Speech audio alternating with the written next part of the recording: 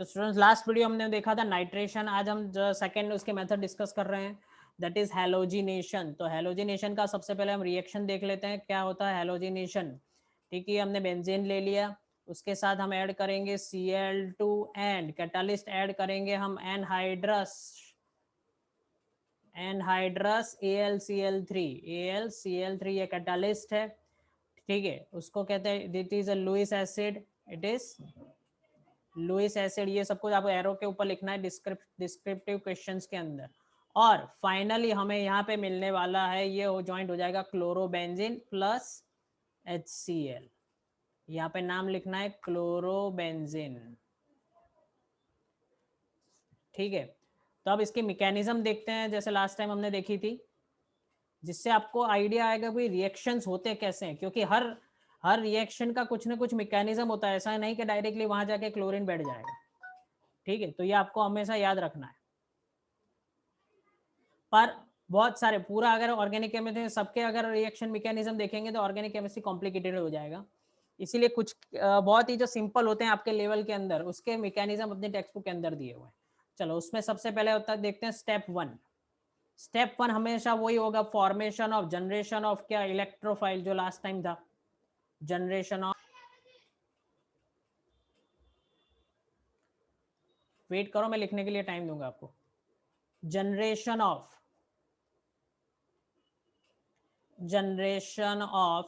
Electrophile. ठीक है, तो सबसे पहले इलेक्ट्रोफाइल कैसे रिएक्शन होता है, देखो हमने लिया था Cl2 और उसके साथ लिया था AlCl3 एनहाइड्रस लिया था कैटलिस्ट। ठीक है, अब देखो यहाँ पे क्या हो रहा है Cl प्लस, ये देखो ऑलरेडी Cl माइनस होता है, but by this process we are making electrophile that is Cl plus, और एक यहाँ पे अनस्टेबल कंपाउंड मिलेगा AlCl4 माइनस। तो आप देख सकते हो ये Cl यहाँ पे आ गया, this is the formation of generation of electrophile. अब स्टेप 2 देखते हैं, स्टेप 2 में क्या है। स्टेप 2 में देखेंगे formation of carbocation intermediate, formation of carbocation intermediate. तो ये भी लास्ट टाइम जिस तरह था उसी तरह का है, कार्बोकेटाइन का इंटरमीडिएट। यहाँ पे देखते हैं, देखो ये है बेंजीन का रिंग आ गया हमारे पास, और ये क्लोरीन प्लस उसके ऊपर अटैक करेगा। और लास्ट टाइम जैसे हमने बताया था ये इंटरमीडिएट है, अनस्टेबल है, तो बॉक्स के अंदर बताएंगे। अब यहाँ पे कैसे बता सकते हैं हम, तो देखो यहाँ पे Cl भी ज्वाइंट होगा और यहाँ पे हाइड्रोजन भी अवेलेबल है, ये सिर्फ अवेलेबिलिटी समझा रहे हैं। और यहाँ पे क्या आएगा पॉजिटिव चार्ज, ये बन गया हमारा कार्बोकेटायन। ये क्या बन गया कार्बोकैटायन, जो क्या होता है अनस्टेबल होता है, क्योंकि अनस्टेबल है इसीलिए वो नेक्स्ट स्टेप तुरंत ही नेक्स्ट स्टेप में कन्वर्जन हो जाएगा। तो नेक्स्ट स्टेप देखते हैं, स्टेप 3 क्या है हमारे पास। तो हमारे पास है स्टेप 3। स्टेप 3 है रिमूवल ऑफ प्रोटॉन। स्टेप सारे सेम है, देखो आपको समझ में आ जाएगा, सबकी मैकेनिज्म सेम है। रिमूवल ऑफ प्रोटॉन, तो रिमूवल ऑफ प्रोटॉन कैसे होगा वो देखते हैं। ठीक है, ये हाइड्रोजन था, ये यहाँ से रिलीज होने वाला है अभी थोड़ा देखो।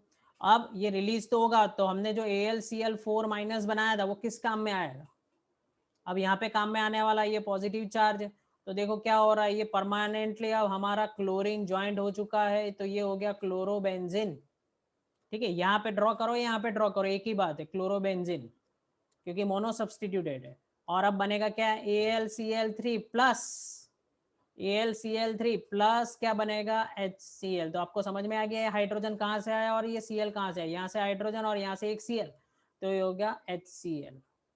तो ये 3 स्टेप्स उसके कंप्लीट हो गए रिमूवल ऑफ प्रोटॉन। तो जिसको भी लिखना हो फटाफट लिख लो।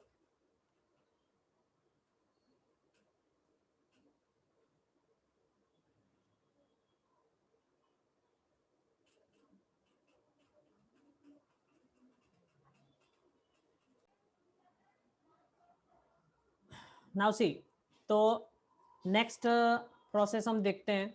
अब हम मैकेनिज्म के बारे में नहीं देखेंगे, डायरेक्टली सारे रिएक्शन देखेंगे। तो रिएक्शन जो है नेक्स्ट है, that is also important, that is sulphonation. That is क्या है सल्फोनेशन। तो यहाँ पे क्या होगा replacement, the replacement of hydrogen, replacement of hydrogen atom by sulphuric acid group,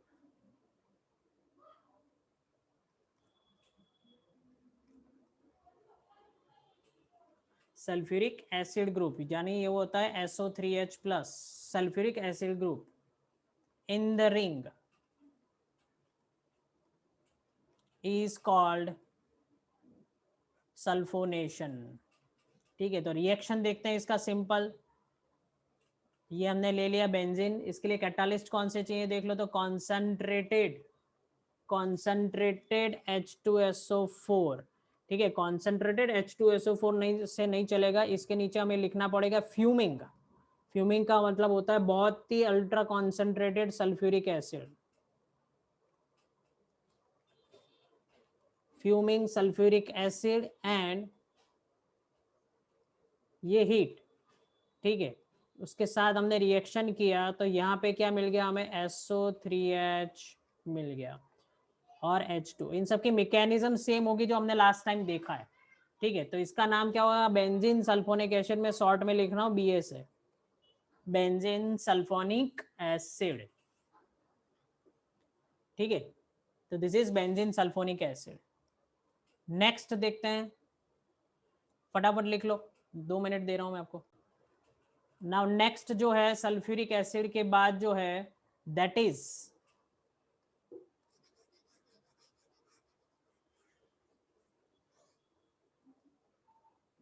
next देखते हैं fourth, Friedel Crafts reactions.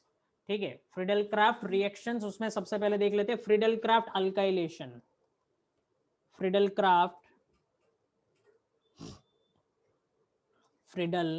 Craft alkylation, जैसे आपको नाम में ही सजेस्ट कर रहा है अल्काइलेशन यानी अल्काइल ग्रुप। हमारा अल्काइल ग्रुप कौन सा होता है, अल्काइल ग्रुप्स कौन से होते हैं, CH3 methyl, C2H5 ethyl and so on. ये सारे ग्रुप को हम अंदर बेंजीन के अंदर एंटर कर सकते हैं। कैसे, रिंग के अंदर। तो देखो जरा, मैं सबसे पहले ले रहा हूँ यहाँ पे, क्या ले रहा हूँ, बेंजीन ले रहा हूँ। ठीक है, अब हम यहाँ पे लेंगे एक कंपाउंड CH3Cl। ठीक है, और हम लेंगे एनहाइड्रस, मैं शॉर्ट में लिख रहा हूँ एनहाइड्रस AlCl3। अगर मैंने ये रिएक्शन परफॉर्म किया तो मुझे यहाँ पे एक हाइड्रोजन, जैसे यहाँ से हाइड्रोजन रिप्लेस होगा और उसकी जगह क्या आ जाएगा, CH3 प्लस। यहाँ से देखो, ये यहाँ से ये रिएक्शन होगा, ये CH3 प्लस और ये Cl माइनस, और यहाँ से H प्लस रिलीज होगा। H प्लस और Cl माइनस मुझे क्या देंगे, यहाँ से HCl देंगे, और ये CH3 यहाँ पे अपने हाइड्रोजन की जगह पे बैठ जाएगा। ठीक है, तो ये आपको याद रखना, इस तरह मैकेनिज्म होता है। पर ये सब कुछ आपको लिखने की जरूरत नहीं है, मैं तो सिर्फ आपको समझा रहा हूँ, डायरेक्टली हम लिखेंगे। तो ये हो गया CH3Cl, ये क्या हो गया, मिथाइल क्लोराइड और एनहाइड्रस AlCl3। तो यहाँ पे क्या आ जाएगा, CH3। अब CH3 का नाम क्या है, उसके दो नाम है, एक तो नाम है टोल्यूइन जो कॉमन नेम हर बार हम लिखते हैं, और दूसरा क्या है, methyl benzene. This is called methyl benzene also, but यही लिखना क्योंकि ये इंपॉर्टेंट है, मिथाइल बेंजीन। अब आप कहोगे सर मिथाइल तो हमने डाल दिया, देखो जरा ध्यान से, इसको ज्यादा रट्टा मारने की जरूरत नहीं, बड़ी बहुत ही लॉजिकल है। अगर मुझे, आप कहोगे सर मैंने मिथाइल डाला, अगर मुझे ये इथाइल डालना हो तो कोई प्रॉब्लम नहीं है। देखो जरा, अगर मुझे यहाँ पे बनाना हो C2H5 यानी ये हो गया इथाइल बेंजीन, ये आपको कन्वर्जन में कैसे पूछते हैं मैं आपको बताता हूँ। इथाइल बेंजीन, अगर आपको बोला है कि prepare ethyl benzene from benzene, ठीक है, तो क्या करोगे, तो देखो यहाँ पे बहुत ही सिंपल, अगर यहाँ पे CH3 था तो यहाँ पे CH3 ऐड हो रहा था, तो यहाँ पे हम क्या करेंगे, यहाँ पे ले लेंगे मिथाइल इथाइल क्लोराइड C2H5Cl, तो ये C2H5 यहाँ पे ऐड हो जाएगा, तो ये हो गया देखो C2H5, और रिएक्शन तो सेम होगा HCl। तो ये कन्वर्जन हो गया, prepare ethyl benzene from benzene. तो आपको ये याद रखना, और ये मत भूलना, क्योंकि ये कैटालिस्ट भूल गए तो 1 से हाफ मार्क्स कट हो सकता है आपको डिस्क्रिप्टिव क्वेश्चन में। एनहाइड्रस AlCl3, ठीक है, एनहाइड्रस AlCl3। तो ये मैं अभी, आप अगर छूट जाता है लिखना तो मेरी नोट्स के अंदर है, वो लिखना, पर लिखना जरूर, क्योंकि मैंने बोला था लिखोगे तभी बढ़ोगे। अपना भी एक स्लोगन बना लेते, लिखोगे तो बढ़ोगे।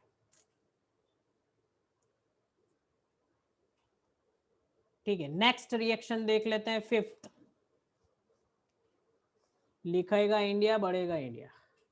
Friedel Crafts acylation. अब आता है Friedel Crafts acylation. Friedel Crafts acylation. Acylation यानी एसिटाइल ग्रुप। एसिटाइल ग्रुप क्या होता है? COCH3 ग्रुप हम एंटर करेंगे। कौन सा ग्रुप एंटर करेंगे? COCH3। ठीक है, तो COCH3 ग्रुप एंटर करने के लिए देख लो रिएक्शन, ये मैंने ले लिया बेंजीन, ठीक है, प्लस CH3COCl, CH3COCl, इसका नाम है acetyl chloride. Acetyl chloride. And, यहाँ पे हम लिखेंगे एनहाइड्रस, जो आपका है एनहाइड्रस AlCl3, प्लस हम देंगे उसको थोड़ा सा हीट, तो ये डायरेक्टली रिएक्शन होगा कौन सा? ये बेंजीन के ऊपर आएगा, यहाँ पे आ जाएगा COCH3 ग्रुप, प्लस क्या होगा? HCl। ठीक है, इसका नाम क्या है? नाम बहुत ही अच्छा नाम है इसका, एसिटोफिनॉन। नाम कंपलसरी लिखना जरूरी है इसके।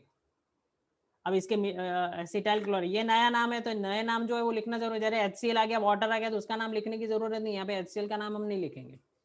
ठीक है, फ्रीडल क्राफ्ट एसाइलेशन। अब एसाइलेशन करने का, ये जो एसाइलेशन है उसका दूसरा मेथड भी है, वो देख लेते हैं। ये हमारे पास है बेंजीन, और एक कंपाउंड हम ऐड करेंगे, कौन सा? इसका नाम है एसिटिक एनहाइड्राइड, CH3CO। जरा देख लो इसका फॉर्मूला, एसिटिक एनहाइड्राइड। तो ये आपको जरा जेईई नीट के लिए समझा दो, दिस इज एनहाइड्राइड ग्रुप, इसको हम क्या कहते हैं? एनहाइड्राइड ग्रुप, और इसका नाम है एसिटिक एनहाइड्राइड, एसिटिक एनहाइड्राइड। क्योंकि ये एसिटिक एसिड CH3COOH है, एसिटिक एनहाइड्राइड उसके जैसा है, CH3COOH एसिटिक एसिड होता है, उसमें से ये बना एसिटिक एनहाइड्राइड, तो इसलिए यहाँ पे लिखा हुआ है एसिटिक एनहाइड्राइड। ठीक है, ये हो गया एसिटिक एनहाइड्राइड। अब एसिटिक एनहाइड्राइड का रिएक्शन कैसे हो रहा है देखते हैं। देखो बनेगा तो यही, कौन सा? एसिटोफिनॉन, COCH3, और बाय प्रोडक्ट हमें जो मिल रहा है दैट इज CH3COOH, CH3COOH। तो कैसे बन रहा है देखो, यहाँ पे ये यहाँ से टूटेगा, ठीक है, ये यहाँ पे आएगा COCH3, बट यहाँ से एक हाइड्रोजन निकलने वाला है, तो वो हाइड्रोजन कहाँ पे? इसके साथ ज्वाइंट हो जाएगा, तो ये क्या हो जाएगा? देखो इसके साथ अगर ज्वाइंट हो गया तो ये बन जाएगा क्या? CH3COOH। समझ में आ रहा है? ये पूरा एक्सचेंज हो रहा है, CH3CO यहाँ पे गया, इसने हाइड्रोजन को धक्का मारा, सब्सटीट्यूशन हो गया, सब्सटीट्यूशन आके CH3COOH बन गया। तो दैट इज क्या हो गया? ये एसिटिक एनहाइड्राइड, और इसका नाम लिखना है यहाँ पे एसिटोफिनॉन। ये नाम लिख दो आप, एसिटोफिनॉन। तो कैटालिस डाल देते हैं। कैटालिस हमारे यहाँ पे सेम है भाई, एनहाइड्रस AlCl3 कैटालिस्ट है, एनहाइड्रस AlCl3 और हीट, ये लिखना मत भूलना। Very good. तो स्टूडेंट्स आज हमने देखा है कुछ केमिकल प्रॉपर्टीज देखी, बेंजीन के, नाइट्रेशन देखा, हेलोजिनेशन देखा, sulphonation, Friedel craft, alkylation, Friedel craft, acylation, और बहुत सारे रिएक्शंस है जो हम नेक्स्ट वीडियो में कवर करेंगे। पर इनको देखना मत भूलना, क्योंकि आपके 12th के लिए, जेई के लिए, नीट के एग्जाम के लिए बहुत ही इंपॉर्टेंट है, तो डोंट मिस इट। और इसी तरह सब्सक्राइब कर लो चैनल को, नेक्स्ट नोटिफिकेशन आपको जरूर मिल जाएगा, और आपके फ्रेंड्स के साथ शेयर करो ये videos. Thank you very much for your comments. Goodbye students.